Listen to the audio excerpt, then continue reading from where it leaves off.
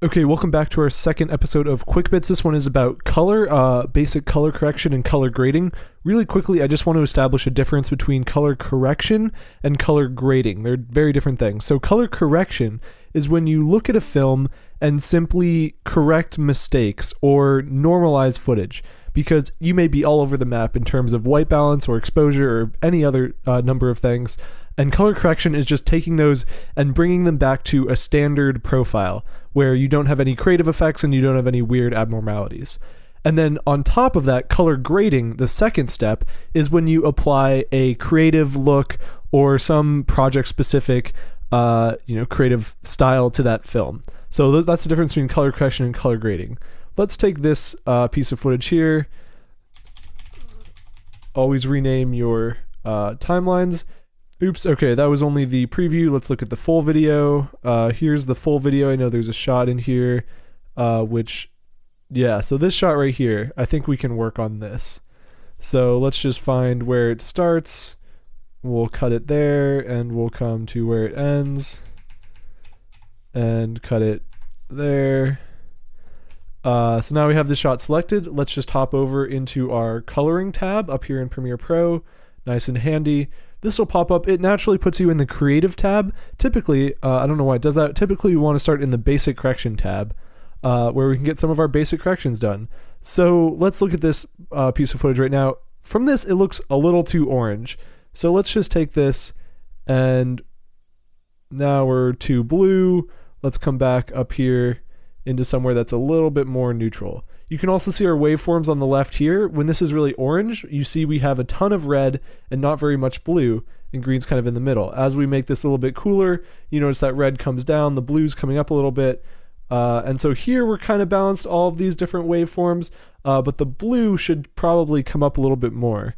So what we can do is come down into our color wheels and look at our shadows here, and maybe just put a little bit of blue into our shadows, put a little bit of blue into our mid-tones. We're getting a little maybe wacky here. This isn't blue in our highlight. So yeah, it's a little bit of playing around. Okay, we've got something a little bit closer there. This might be a little bit too blue for my taste now. Let's see if we can get anything with our tint slider here. Okay, this is looking a little bit better. Now let's play a little bit with the exposure. So we're pretty well off here, but you can see everything's kind of centered in the middle. Let's take our blacks and move them down a little bit, get a little contrast in the darker areas there. Take our whites, move them up a little bit, but don't clip things.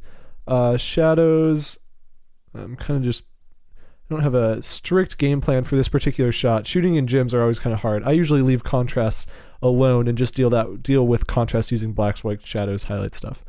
And so that's looking pretty decent. You could maybe pop into our creative tab here now and do something like sharpen a shot. Although you probably want to do that on a project-wide basis. You could add something like saturation or vibrance. Maybe a little bit of saturation would do okay here, but I don't want to make it abnormally saturated. But there we're looking pretty good. We can hop up here into Effect Controls, and the color correction that we just did is saved under this file or effect called Lumetri Color. So we can toggle that on and off, and we can see the before and after.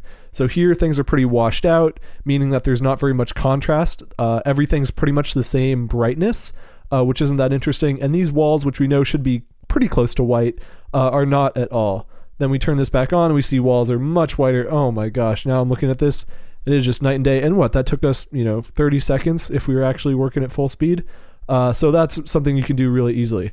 Now, one thing that'll make this project make this process way easier is if we, the problem with this right now is, say you have a bunch of clips that look like this, you're going to be stuck going up into your effect controls and doing something like clicking on this, doing Control C, coming over here, Control V, and see, that looks pretty good too. Like, it should be applied there as well, but maybe not here.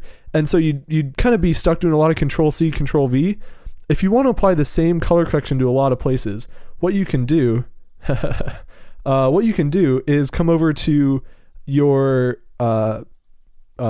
bins here and create a new adjustment layer by clicking on this little new item button, new adjustment layer. An adjustment layer is just a blank video file. It's a transparent video file, and we can make this however long we want. And then what we should do here is take our effect controls, copy it, delete it from there, and then put it on our adjustment layer. And now all of our color properties reside in this adjustment layer. And this is really beneficial because it gives you a lot more control on where this should be applied. It saves it so that your video file itself isn't affected, so we always have that there. And you can turn this on and off globally. So if your computer's having a hard time rendering this, say you're watching previews and the color effects make it stutter too much, which is common, then you can just turn this off globally and it'll make it much easier to render. So that's pretty much all I wanted to cover in this video, but just think about the adjustment layers, think about doing some color correction, and really it can make such a night and day difference when you're working on your shots, and it's something that's pretty easy to do. Okay, thanks. Talk to you guys later. Bye.